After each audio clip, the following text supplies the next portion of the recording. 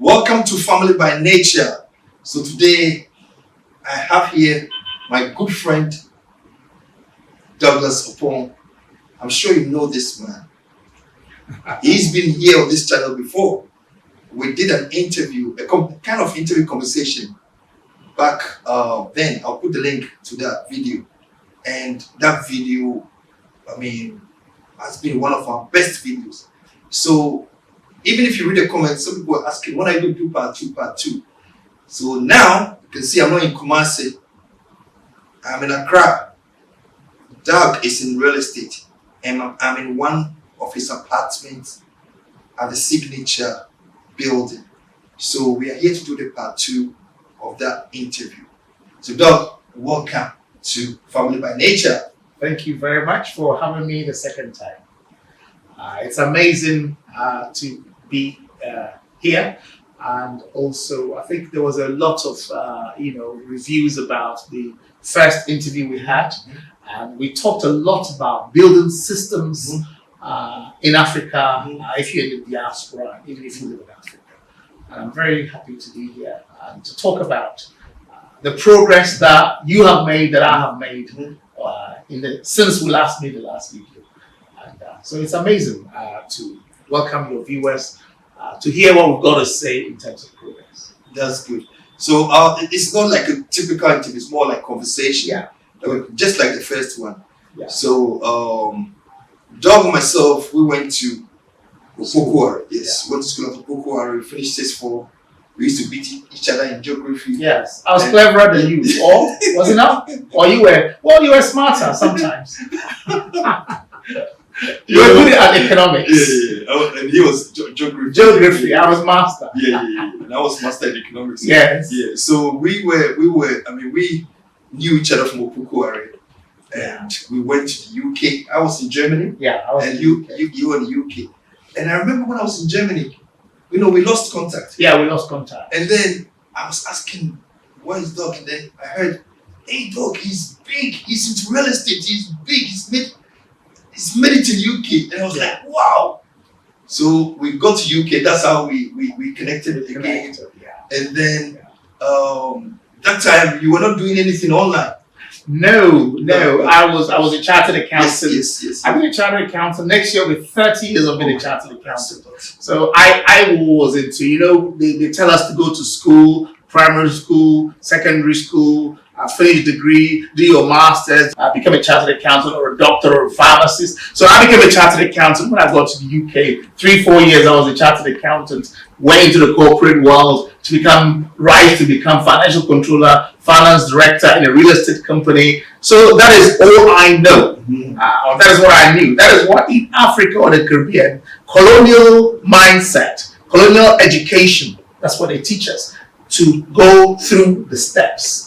But I am yet to find anyone who has gone through the steps that is a millionaire, proper millionaire. I'm yet to find out.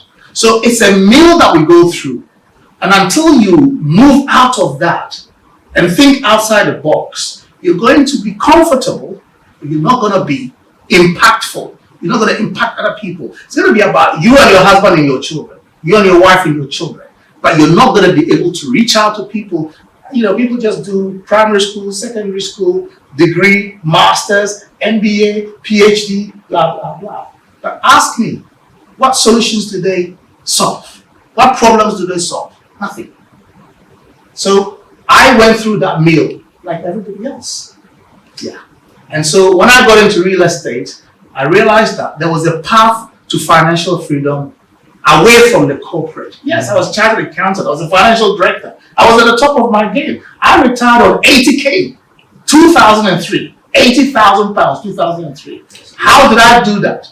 Because by 2005, I had built a portfolio of over 16 properties in the UK, all within 5 years. And I thought, how do I manage all of this and combine that with my real estate, my career as a financial director? So one early morning, I got into my director's office, and I think 2003 at the time, my wife had just given birth. And I said, Mark, I think today is my last day. I quit. She said, you what? I said, yeah, you heard me right. Because when they say a blind man wants to throw a stone at you, you must be standing on the stone or stepping on the stone. So I had built my real estate assets and I knew exactly where my life was headed. Entrepreneurship in real estate. I haven't looked back since. That's amazing. That's amazing. So you literally moved away from the corporate world. Yeah. I had to. Yeah, I would have been dead by now. The stress was too much. Yeah. I remember you told me. The stress was a lot. Yeah, the stress was too much.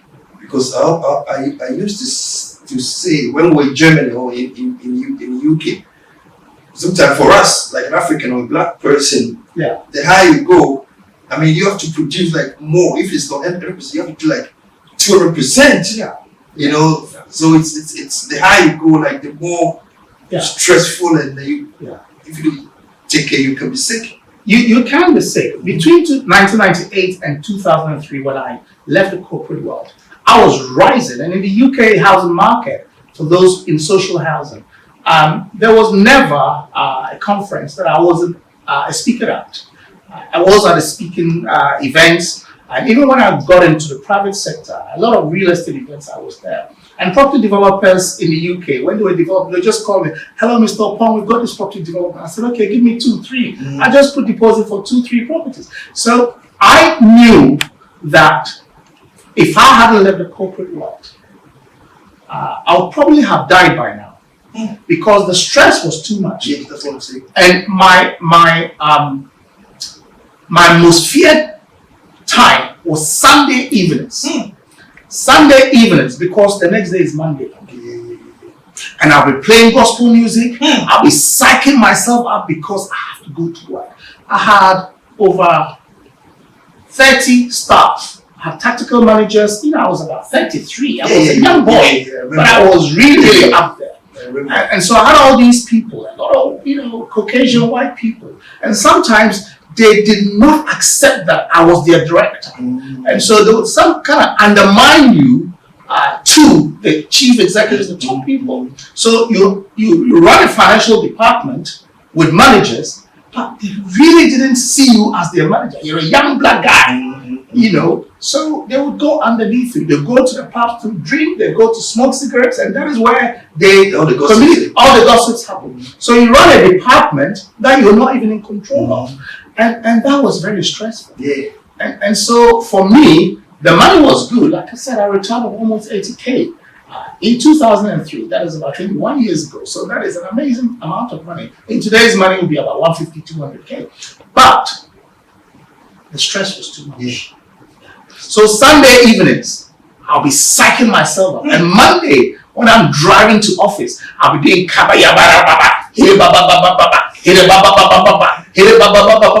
because I am fortifying myself to go to work. And when I get to the office door, I will do the sign of the cross. So anybody who comes to speak to me, in my mind, these are the devil's advocates. Even my staff, and it was stressful.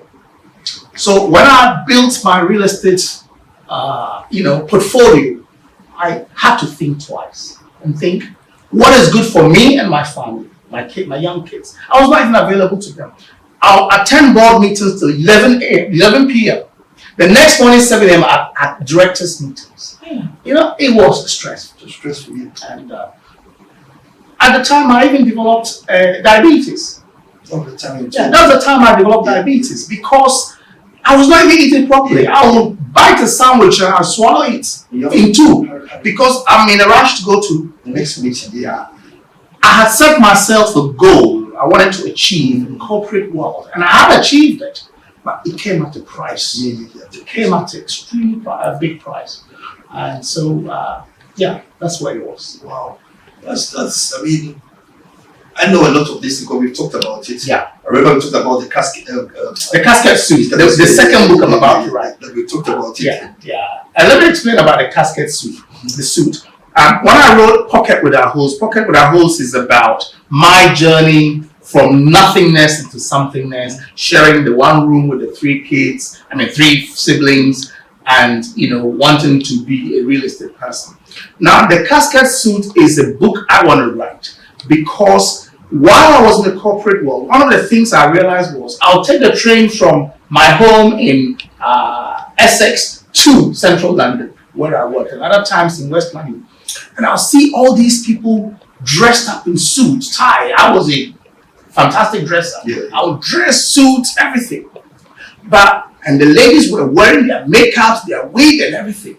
But underneath those suits that they were wearing was sickness, anxiety, stress, fear, and everything in between. That was causing them internally. They were bleeding internally. They were so stressed. So by the time they finished the 1 week work, time, they go home and they're stressed. That is why a lot of people in the corporate world pick up sicknesses. I developed diabetes because I'm a young executive doing well, but I was so stressed. So the cascade suit, which is the book I said I'll be writing, including the offering, is about how people trade their health, their happiness for corporate life, for achievement. And is it worth it? Yeah. That is why entrepreneurship for me was an exit strategy. Powerful. That's I think the reason why many people get into entrepreneurship is freedom. Yeah. And one day I was reflecting about freedom, like independence, and look at how countries, like how Ghana, the sacrifice we went through, our leaders, Kwame Nkrumah, they went through to fight to get our independence. So freedom, or now I can call it personal independence. So that was for countries, but look at personal independence. Look at the struggles we go through in life. And to get that freedom, that independence, you need to fight. You need to go through a lot of sacrifices. And that's what many are not prepared to do. We are at a war. Like independence.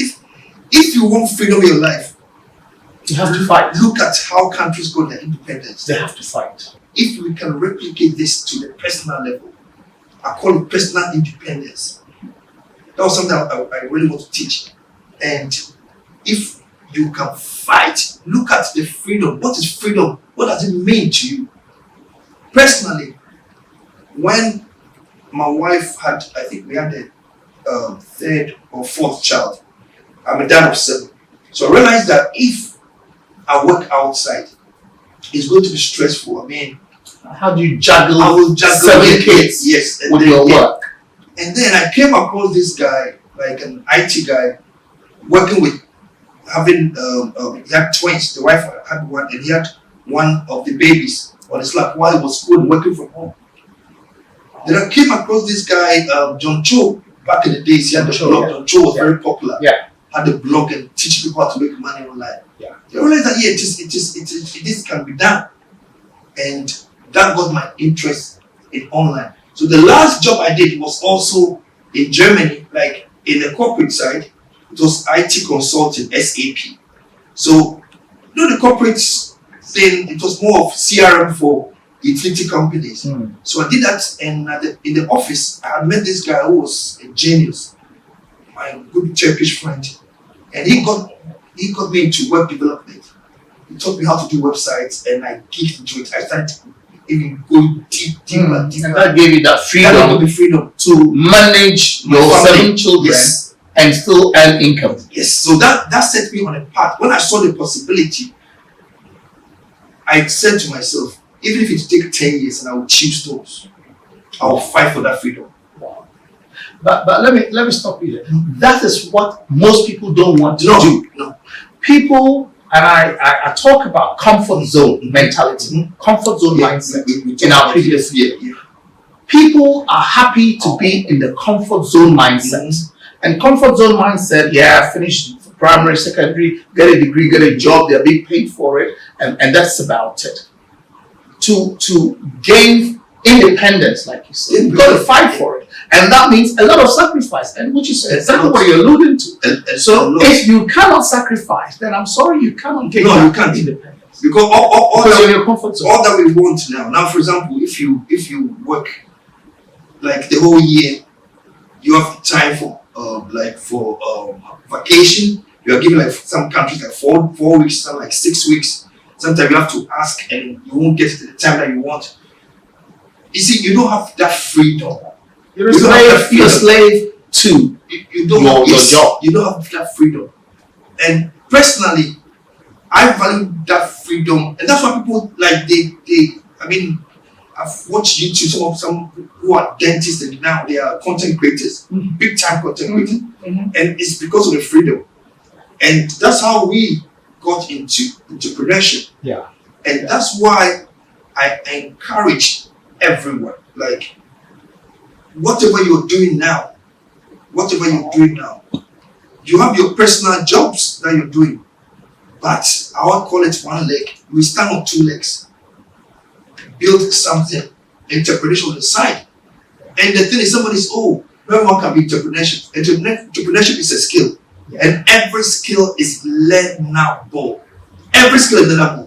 Is that we don't want to learn sometimes. And the truth of the matter is, you can be a pharmacist, you can be a cleaner, you can be a hairdresser, you can be an accountant. You are expert at something. Everybody is expert at something. Even expert at butterfly collection. Everyone. So there are people who are there who want to have the expertise that you have, which you garnered over the years. So your only challenge is how you're going to use your expertise to teach people out there how they can exactly do what you do. And that is what you've been doing. In fact, I was an accountant, a finance guy, a real estate guy. But I didn't know about digital marketing that much. I knew about websites and all that. But when I started contacting Douglas told me he was at home and working. So he started putting me into his own funnel. You know, I started learning a lot. I remember 2015 November, we paid $2,000. I said, $2,000? So I said, let's do that. Personal development. We paid $2,000 and I paid $2,000, he paid $2,000. We joined Jeff Walker and my eyes just popped up. Whoa! So there is a world like this. Then we joined Todd Brown, Frank Kurz, Brendan Burchard. We've joined so many. I've joined Ted McGrath, Grant Cardone, the thing is, Myron Golden, all of these people. You've taken their courses. You never know that these guys exist. No. Unless you come to the world. No. Because when I met Doug was more the corporate. I was a corporate guy. He was the tie, booted, like office. Please, but how can be my brother? In the suit was all the stress. And I was, even when I was trying, I remember coming to your office one day. Yeah. And I told him, why do you need this office? I said, yes. That's what I knew. I said, no. That's what I've been told. You don't need this office. You have a beautiful house. Use one of the rooms as your office. Put a whiteboard there. And then he closed up because I said, no, you're spending too much on this office. You don't need all this fancy stuff if you want to work online. Yeah. And then I got to graduate online. We started this, even Action Ghana. I started Action Ghana, Property Investor Africa. In fact, when crowdfunding started, I was at the top of the crowdfunding game. Remember, Crowdcube in the UK started, and I had developed Footy Funder, fundraising for football. And I was with Darren Crowdcube. So when Crowdcube started, I was one of the top people in Crowdcube. You would, a lot of people know me for crowdfunding. But you see, you brought a very important point. That is about coachability. I was at the top of my game, financial director. I thought I knew it all until I met Douglas and when he came in. But I was prepared to humble myself and learn at his feet. I was prepared to humble myself and learn something different from what I already knew. If you came to real estate finance, hey, I was the guru. I thought I was. Until I met Douglas and I realized, okay, so there is a digital world out there that I could actually harness. And when I got to get in contact with Douglas, I realized it gave me more boost, more energy to be able to move away from my corporateness, my suit and booted, kind of lifestyle. And so to be able to move into entrepreneurship, number one key is you need to be coachable. Forget about what you know, forget about your background, your PhD, whatever, doesn't matter. Learn, be humble. And that is what I did. I learned to be humble at his feet and then learn how I was going to move my expertise in finance and real estate into the digital world. And today, I'm very glad I did that. Even now, if you ask him, I'll call him. Yeah. I'll call him. Have you done this? Yeah. Have you done this? Here's the deadline. Do it. and I'll call him again. You need to do this. You need to do this. It's a pain in the ass sometimes. Yes, because when it's you need sometimes my friends they will see my call, they won't pick it. I even pick his call. But I'll push you. It's a pain in the ass. If you're my friend or my student, I'll push you because I love it when we all succeed, collective progress. Yeah, yeah. You know, and it's about impact. Yeah. It's about impact. I think we will do people disservice if we don't share. No. And exactly the same correlation is, he was going into real estate. He was renting at the time in Newton, and I started talking to him about real estate, investing in real estate, and he tried getting a mortgage in Blackpool. And he said, "Doug, if I don't get a mortgage in Blackpool, I'm going to move my family." I said, "Are you sure?" That was the fourth time. Yeah. Every time. And he had tried a mortgage. I'd done everything. I'm a mortgage broker too. So I did all of that. And he said, "Look, I'm going to move." And then today, he's an owner of multiple properties in Ghana.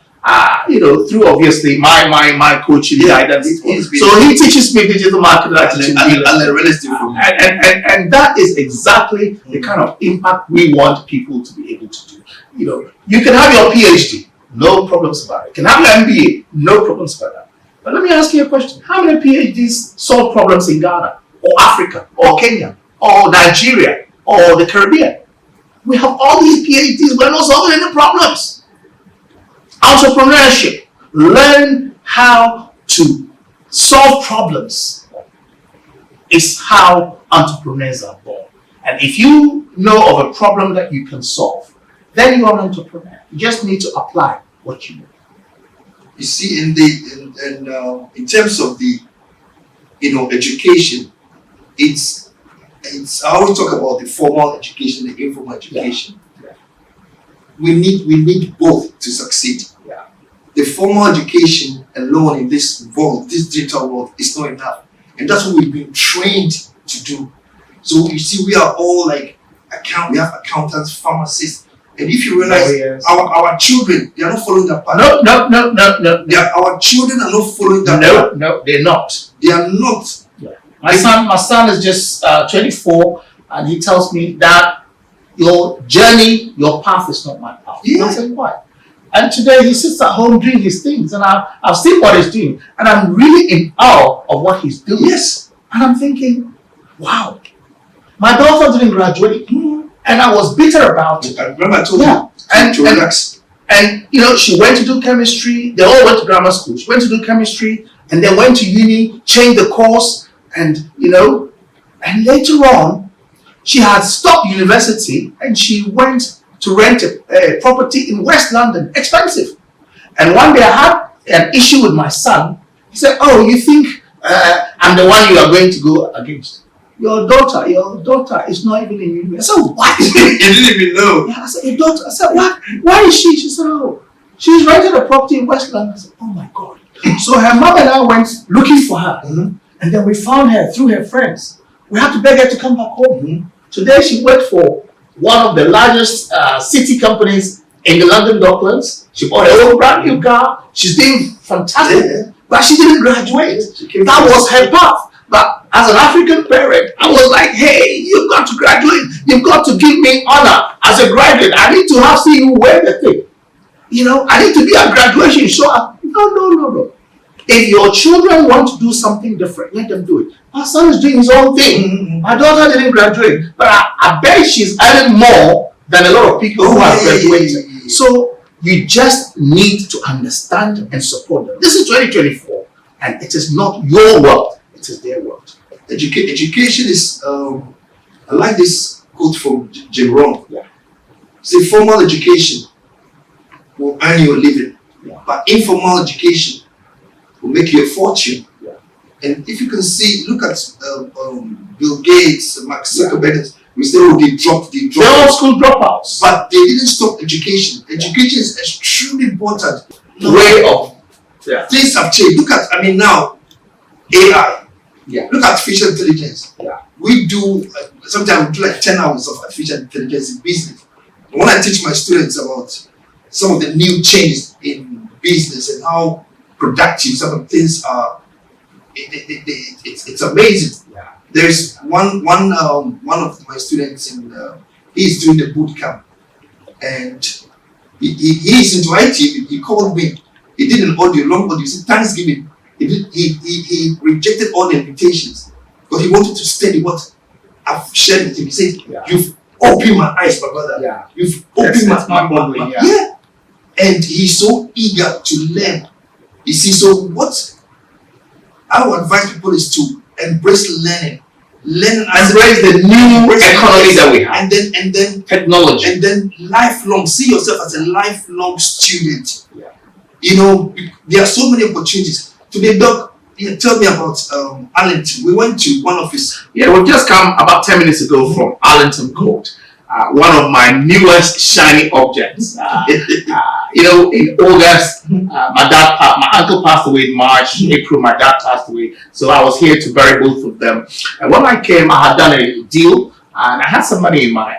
So I was looking for opportunity. I always say this: when preparation meets opportunity, magic happens. When preparation meets opportunity, magic happens. If you haven't prepared, an opportunity comes. You can't take it. Richard Branson said something. He said, when somebody offers you an opportunity and you don't know how to do it, say yes and go figure it out.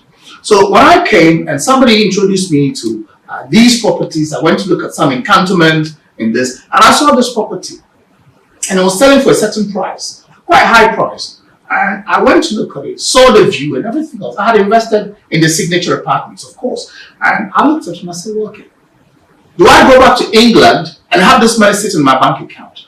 Or shall I invest it in something else? So I went to look at Arlington Court, spoke to the salesperson whom we met, and spoke to the owner. And I said, okay, I'll make you an offer. I knew they needed the money to go ahead with the property, but I was not going to offer them at the asking price. So I slashed it. They said, oh, it's too slow, Mr. Paul. I said, well, take it or leave it. I'm leaving to England the next 2 days. You want my money or not? I had the guy call me midnight. Oh, Mr. Pong, this price you're giving me, I don't think but you know what, we can do that. Let's do it. I said, okay, put your contract, let me sign. The next day, I went to my bank, put the money in, 24 hours, I was back in England. I've acquired a property at a price that I would never get if the property was completed. That is why we visited today. You know, so I was prepared mentally, physically, financially. And when the opportunity came, magic happened. So this is another addition to my portfolio. And I always say this: learn, keep studying, keep investing, keep researching. When you prepare and the opportunity comes, you cannot lose it. When preparation meets opportunity, magic happens. So always be in preparedness. And then when the opportunity comes, magic. You are there. So we came to Douglas Court. Yeah, yesterday. Yeah, Douglas Court was the one that we discussed in the first video. Yeah. Beautiful place. Now we're at Signature. Yeah. And it's also amazing. So now the next project is the Arlington Court at East Legon is the next project that I have. My next shiny object. There's going to be plenty.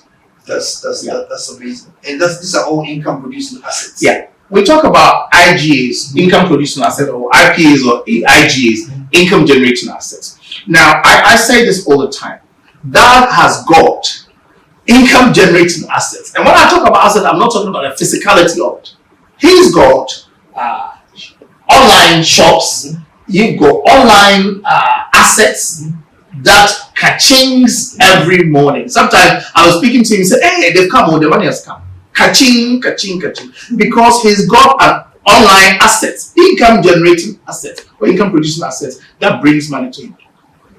Other than that, how would a man with a family of 7, 1 in the UK, 6 arriving on the shores of Ghana, I'm talking about African country, with just £50 in his wallet? £50!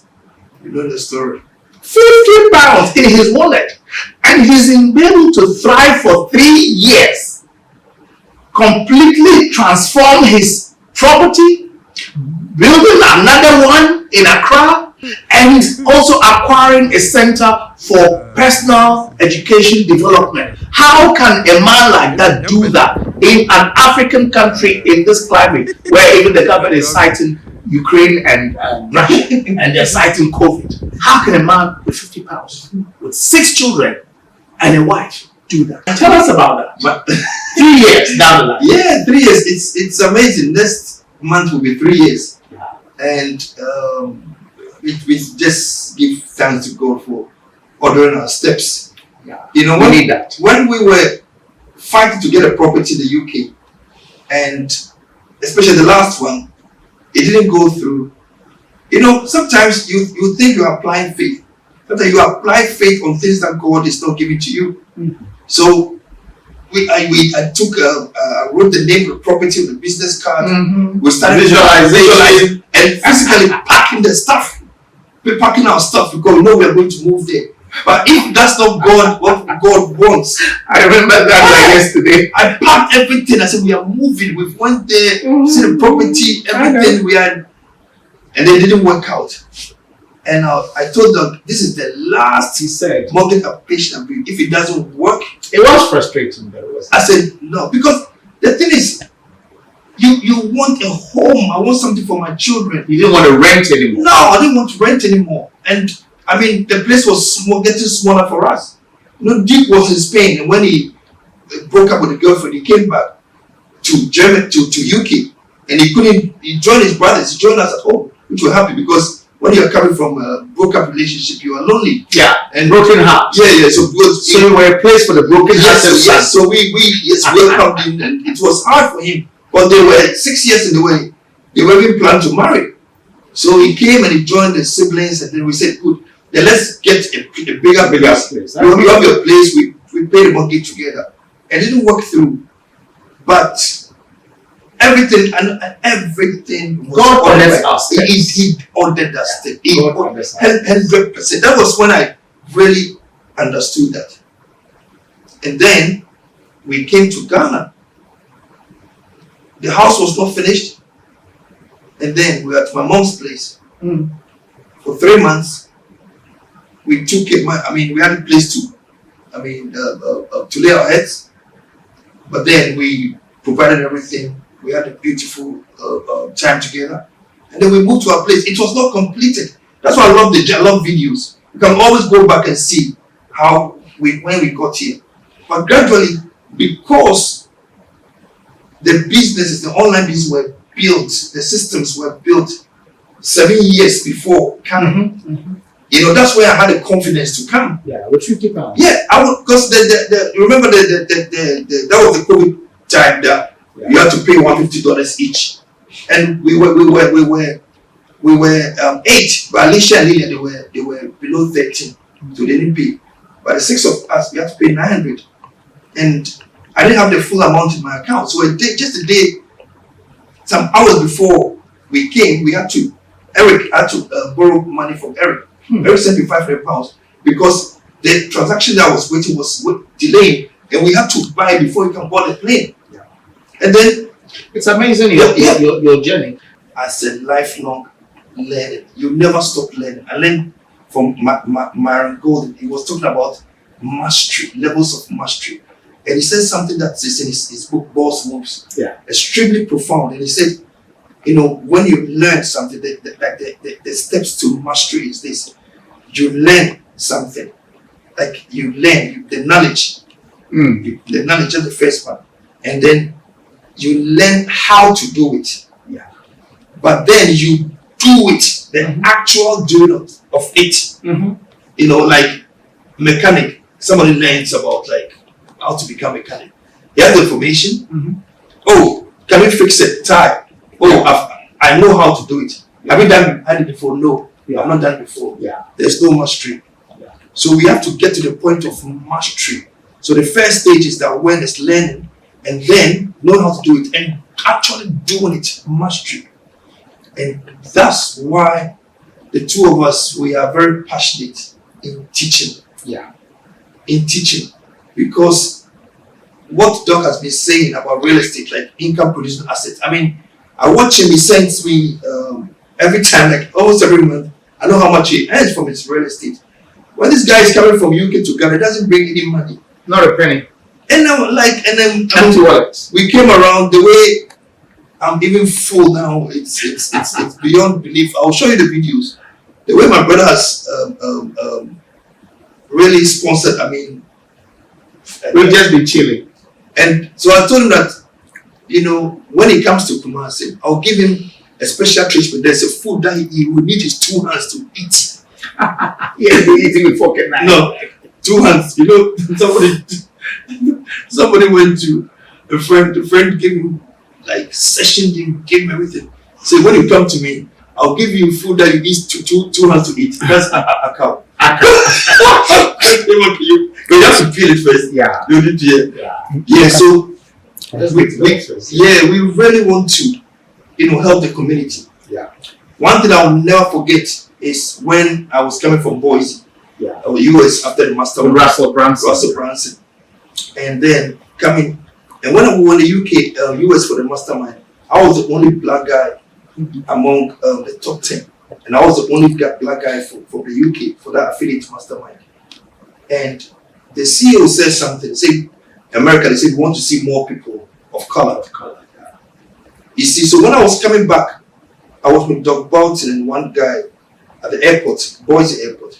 And we all left, I was in the plane back to the UK. And I made that promise to myself. What he said, we want to see more people of color. I'm going to teach a lot of my African brothers and sisters, a lot of our people in the diaspora, in the community. That's when I started doing videos and sharing, teaching people, using WhatsApp to educate people. And that's what you are doing as well with real estate. You see, when I walk the streets in Kumasi, our neighborhood, and I see big houses, I'll ask, you know, those, if you want information, those people who have stores there, kiosks there, they do stores, they will tell you everything. This one lives in the UK, oh, this one in the US. And you see caretakers living in all of them. So then I look at the sacrifice that we go through to put these things up. The loans, it's a travesty of justice. Yes. And then you look at it. I look at my uncle who has been in land, who was land for ages. He's passed away. But my cousins, he's done big schools, he's done in Kumasi, big mansions, but his children they will never come and live in or do anything with it in Ghana. So that's why what you are teaching, like if you have an asset, a house here, and you are not living in, like turn it into an income producing asset. This is something that you need to teach many people. Well, many people. That's exactly what our core program at the moment is. Turn your property in Africa into an ATM cash machine. I'm not just speaking it; I live it. I've seen you know, you've seen the lifestyle we both live. It's geographical, like I said. I've just in the last less than 6 months, I've traveled quite a lot. Been in Morocco, Spain, England, blah blah blah. All because I have been able to use my property in Africa. Of course, there's other properties in the UK, but most of the properties in Africa I have turned it into hotel apartments, and I have mastered the art of using these properties to generate income. So it's no longer a holiday home for me, because I don't remember the last time myself and my family came here. I've been coming a lot. It's because I've turned that property into an ATM cash machine. So if you've got a property in Kenya, Nairobi, Nigeria, Ghana, and you live in those places, you can still turn it. So what I'm teaching right now is how you can let your property become an income generating asset or income producing asset for you. And you know, 2 days ago, my company, Douglas Luxury Apartments, we won the best short-term rental Airbnb. Thank you. We won the best Airbnb company in Ghana at the 16th Ghana Property Awards 2024. That is because we are doing something extraordinary that others are not doing. We have become the gold standard. Because I didn't start this year, I started that in the UK, and I have perfected my craft. Again, preparation, opportunity, mastery, magic. And if you go on my YouTube channel, douglasopong.com, in 2018, which is 6 years ago, I interviewed some of the best people in Airbnb, from California to Singapore to England to Ghana to wherever. I interviewed people, and it is there. So what we are teaching people right now is how to turn your property to an income generating asset or income producing asset. And so my course, I have a 5-day challenge. I also have a webinar that is coming up, and then I also have a lot of programs that will help you. There's programs for those who want to do it themselves. I've got courses that you can just learn, video courses which are short. For you, it's 8 modules, and each module has got 4 courses, lessons that you can learn. Also have a team around me across the world that can help you do what we call done with you. If you want to do it with us, our team will help you. And there is a done for you as well, which basically just want to cross your fingers, your hands, and say, look, Dad and your team, I want you to do this for me in Kenya or in Accra or in Nairobi or wherever, and then we can get that done for you. So we are teaching people exactly what to do. And so my website, douglasopong.com, which is just about to come out. So yeah, that is what we're teaching people. We want people in the diaspora to become financially free, to move away from lack, limitation, fear, struggle, building us, working hard and making the money and building these mansions in their own countries that their children will never ever come to inherit. 1% of your kids will ever come to your home country to inherit those properties. Why don't you let the property generate assets for them? Make it into something different. That is what we are teaching you, so that you can become financially free. And if you choose to enjoy that, you can also become a lifestyle entrepreneur in real estate. That is exactly what we want to do. It's no more about me, my wife, kids, or my partner and children. It's about the legacy I can leave behind. It's about what I can impact, teaching people what to do, so that you don't have to make the mistakes. Because I've done all the mistakes for you. I've read all the books for you. And I've learned and perfected my craft. And I want you to join us and turn your property in Africa or the Caribbean. Especially more of people, for example, if the house are built and you're not living in. Yeah. Like, for example, we live here. We live in those properties. The children are here.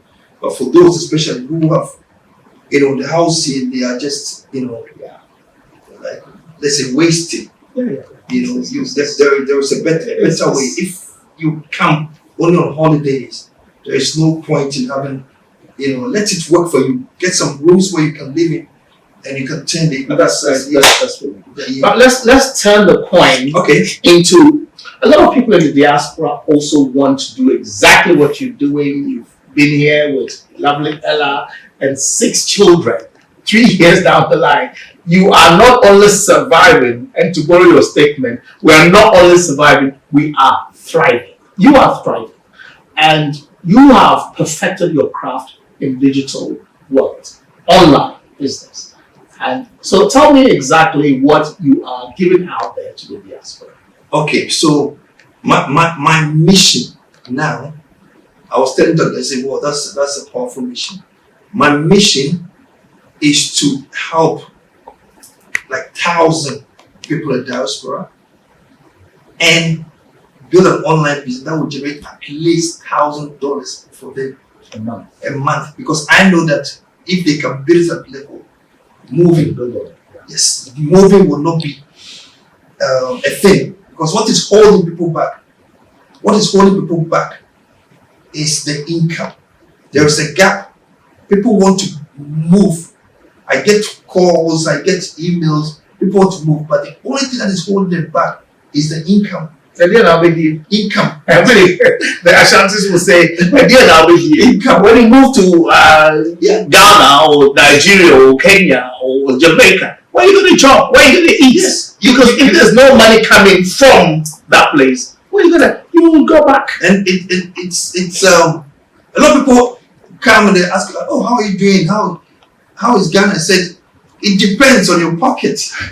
Yes, it depends on your pocket. If you have a place to lay your head and you have funds coming in to sustain you, it's an amazing place, and I will never trade it for any place in the world. I mean, look at just the last 2 days, what we've done. I was asking your wife Ella when we were having breakfast if she would want to relocate. She used the word. She said never, except on us. Never is a strong word. She said never. Yeah, that means she must be very, very happy. Yes, and I always tell those who come in as families, if you are coming with children, let me tell you the secret, and I've said it on the channel before. Make sure they are happy. Make sure your wife and the children are happy. Otherwise, you can't live here. And the way to make them happy is to have consistent income coming in. Go here, not passive. No. We've moved away from passive income, which is like a child's play. You do your own thing and you're looking for that. We're talking about consistent income. Have an income producing asset. Have something that brings income all the time for you, and you will have a lovely life here. And I also teach not only the diaspora, I also tell my people in Ghana here, especially the youth, I tell them to embrace digital skills. This is the only chance that will, I mean, when we were traveling, there was no internet, but you guys have got internet. I pray that data cost, now that we have Starlink, this will be better. Invest in learning. Invest in learning. Go on YouTube, there are courses. I've shared Google Garage with many fundamentals of digital marketing. Learn AI skills. Learn. And when you have those skills, you can do remote jobs, even video editing. Go on Fiverr. You can be here and editing videos for companies in America, and they'll pay in dollars. It's all about skills. These days, the internet is the world. And data is the new visa. So your introduction now, in terms of your program, tell us in 1 minute. So what I'm doing now, like I said, my goal is to empower 1,000 people to reach to make at least $1,000 a month. Is to help them build their relocation income. Wow, relocation. That's my goal. It takes time. It's not overnight thing. I don't teach overnight strategies. I teach build durable businesses. So what I'm doing now, it's a boot camp. Everything starts with that boot camp. It's a 10-day boot camp. I call it Selling Online Mastery. And I take you to a framework that I've developed that will take you from not knowing what to sell online to knowing what to sell online and actually selling within the 10 days selling something. Wow. Whether it's a digital product or a physical product. I do 2 workshops, one for physical product, one for digital product. It's powerful. This can be extremely expensive, but it's a low cost. I've been there. We started with Amazon merch, and I had Babu Bazaar, and I was killing it. And then I started going to shops and buying things. I had to come down to that level. I mean, this is a financial director, and I was in shops buying things £1, and trying to sell online because I wanted to learn something new. You see, the problem we have in our diaspora communities is the pride of not wanting to learn something because I've got an MBA, a PhD.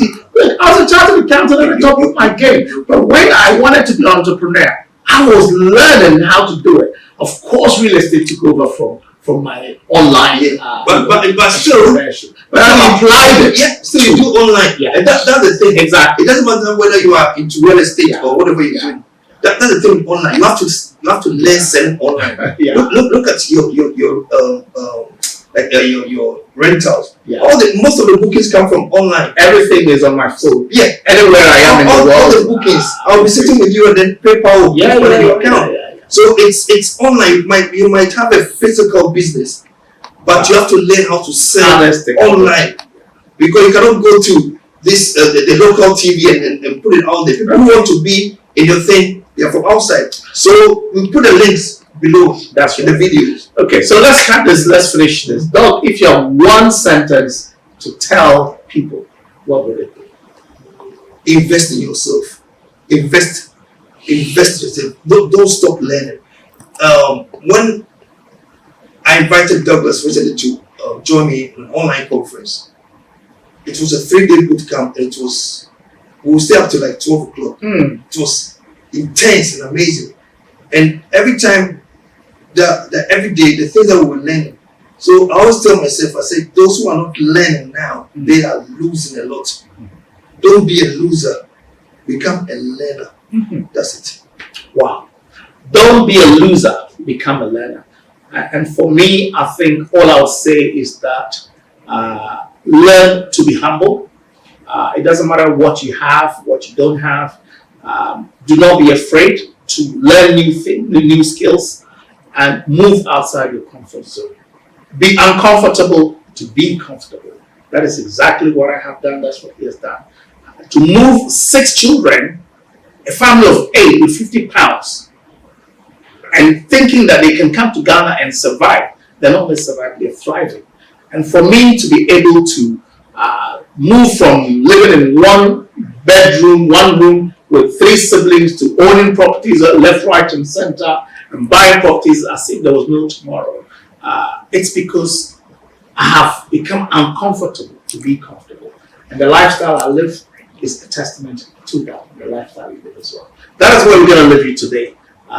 We will touch on the spiritual aspects of entrepreneurship, of finance, of moving on into the 21st century, because a lot of our people are spiritual, and we are also spiritual as well. But I think there's different dimensions to it. So our next video will be about spiritual connections with entrepreneurship and all that we do. Interesting.